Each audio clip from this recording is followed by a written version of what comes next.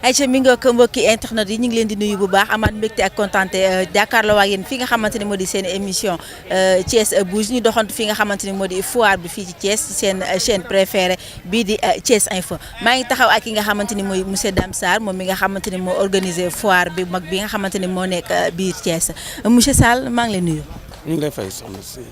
monsieur Sall ndax mën nga ñëw di ñun ci li nga xamante ni moo di organisation wu foire bi.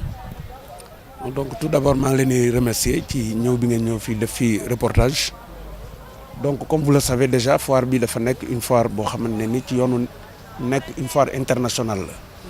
c'est vrai que au début c'était compliqué parce que on avait que des exposants au niveau de la ville mais au fil du temps nous avons vu que ni progressé na au niveau national ba dem aujourd'hui au niveau international mais l'objectif c'est de faire en sorte que alors les opérateurs économiques am benn cadre d'expression boo xam ne ni moo leen di permettre non seulement ñu am une visibilité ñoom ci seen bopp mais ñu am la visibilité de leurs produits c'est important parce que 2 ans ou 3 ans ci ginnaaw dañu gis ni les Thiessois dañ doon génn lu bari di dem di jënd ji et que la plupart li ñuy jënd day am fii mais le problème mooy que ni ñiy jaay fii aussi dañu amul visibilité bu mën a permettre aux Thiessois d'aller directement chez ces gens-là pour acheter donc il fallait donc créer ce cadre-là pour permettre à ces gens-là ñu am non seulement une visibilité ñu mën a wane également produits yi nga xam ne ni moom la ñuy def pour que ku ci amati soxla boo xam ne ni produit bi mi ngi fii ñu mën a bañ a déplacer wu jënd ko fii. depuis ñaata at yaa ngi organiser li nga xamante moo di foire bi. donc ñu ngi nekk ci 9e édition bi mais ci phase de professionnalisation la ñu nekk parce que boo xoolee nous avons un peu innové le cadre parce que nous avons des partenaires yoo xam ne ni bëgg nañu intégrer la foire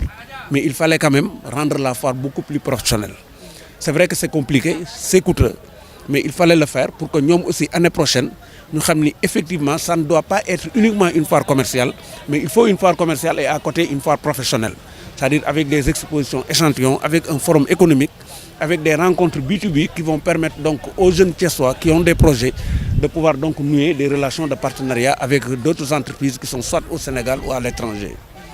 yaa ngi doon wax léegi ci li nga xamante ni moo di visibilité wu commerçant yi nga xamante ni ñoo nekk biir Thiès mais est-ce que aussi tamit ñoom commerçant yi yombalal ngeen leen li nga xamante ni ñoo di stand yi. bon xam nga ñun on a toujours notre objectif ce n'est pas l'argent d'abord mais il faut vendre les stands pour pouvoir payer la location des stands mais ñun en tant que promoteur notre objectif ce n'est pas de gagner de l'argent parce que boo xoolee aujourd'hui ce que nous avons investi pour faire venir ces structures-là qui sont derrière. boo ko xoolee da ngay xam ni foire bi mënu la jox loolu mais comme nous avons un projet boo xam ne ni ça s'inscrit dans le long terme nous savons que dans l'avenir tout ce que nous avons investi demain dina dellu si waat il faut accepter de perdre pour gagner demain mais aussi il faut mettre des structures yoo xam ne dafay répondre à l'image aussi de la ville dafa am solo parce que on ne peut pas continuer à mettre des stands yoo xamante ne ni et des organisations yoo xamante ne ni boo fi ñëwee c'est en fait un grand luuma. Je ne le dis pas pour frustrer personne parce que ñun peut-être 2 ans ci ginnaaw aussi ñu ngi woon ci dynamique boobu mais il faut savoir aussi avancer et que kenn ku nekk xam na ne foire ay sponsors ñoo ko yore mais sponsors yi aussi da nga leen di rassurer c'est-à-dire da nga leen di wan cadre boo xam ne dina leen jaral ñu coller seen image ci événement boobu c'est ce que nous sommes en train de faire en ce moment. naka nga gisee 9e édition wu foire bi.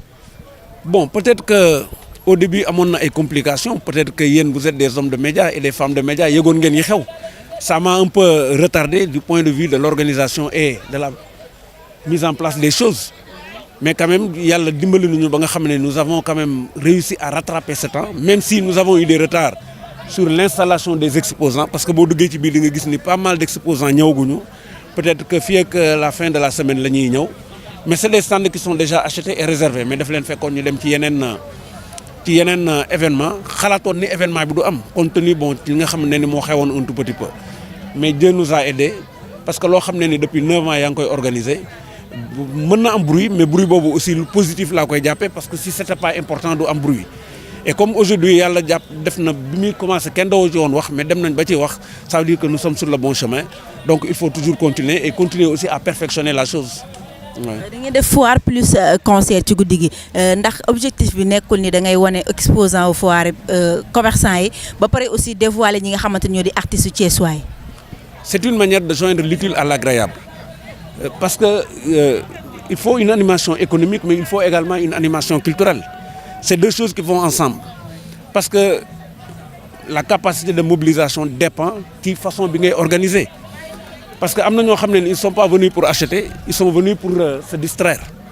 suñu amee ay stress am benn cadre boo xam ne bu ñu fa demee au moins pour 1 heure ou 1 h 30 dinañ oublier tous les problèmes mais c'est une manière de faire la promotion aussi des jeunes artistes thiessois. Je pense que c'est important parce que très souvent ñoom dañuy am difficulté pour di jouer ay concerts yoo xam ne ni un public assez consistant dina fa nekk parce que ce savoir-faire ak sa talent boo koy wane il faut aussi nga am ñu lay seetaan pour nga mën a exprimer. C'est pourquoi nous avons réservé ce côté-là pour donc ces gens-là mais tout en animant également aussi la foire. ñu ngi lay remercier. Ouais, c'est moi. Merci beaucoup.